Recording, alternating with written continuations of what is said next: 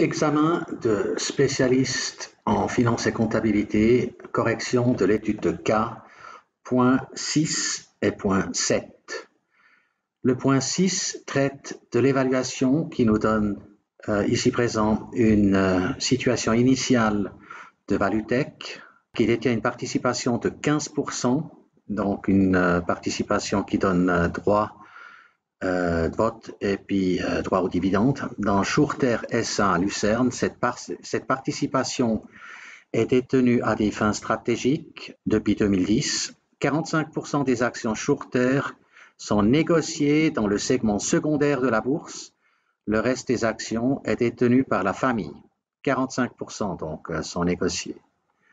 Vous avez les données chiffrées qui vous donne la valeur d'acquisition, le cours boursier au 31/12/2018 et la valeur au bilan au 31 décembre 2017, respectivement au 1er janvier 2018. Il vous est demandé de déterminer l'évaluation la plus élevée possible de la participation au 31/12/2018.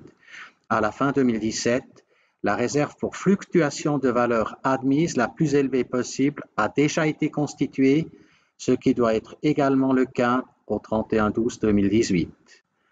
Nous avons une valeur brute de 8 300, vu que les actions sont négociées en bourse, donc c'est un marché actif. Vous avez le droit de prendre le cours boursier. Maintenant, comment est-ce qu'on arrive à la valeur nette de 2500 respectivement? Pourquoi est-ce qu'on arrive à la réserve pour fluctuation de valeur à 1008? Vous avez la valeur d'acquisition de 6005. La réponse se trouve dans la question 6.2, où vous décrivez concrètement pourquoi la réserve de fluctuation de valeur prend son importance dans cette participation. C'est une importante part qui est détenue, nous le voyons ici, 15%. Et puis, il y a relativement beaucoup de chances qu'il n'y ait pas grosse transaction sur le marché, surtout sur le marché secondaire. Donc, comme l'auteur dit ici, il est très peu probable que vous puissiez vendre les 15% en une seule fois.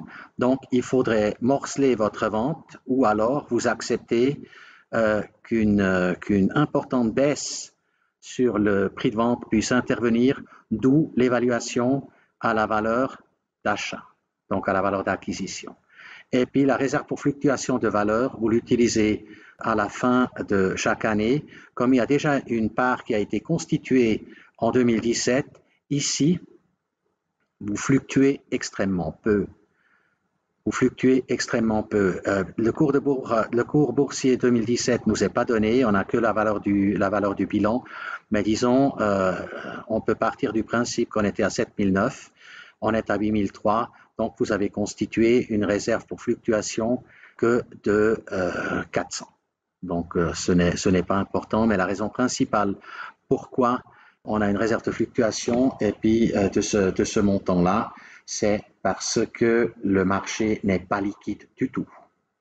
Le problème 7 traite de Swisscap RPC, d'une présentation graphique et puis d'un calcul d'investissement. Le 7.1 traite des 3 centres d'usinage de Valutech.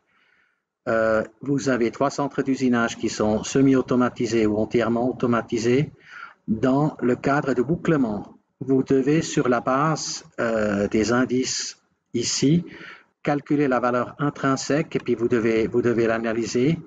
La production peut chaque année être écoulée, donc vous n'avez pas de surplus. Et puis, vous travaillez 220 jours par année. Vous avez un taux de 6% pour la détermination des intérêts calculés. Nous avons ici le tableau de tous ces investissements, respectivement de ces sites de production.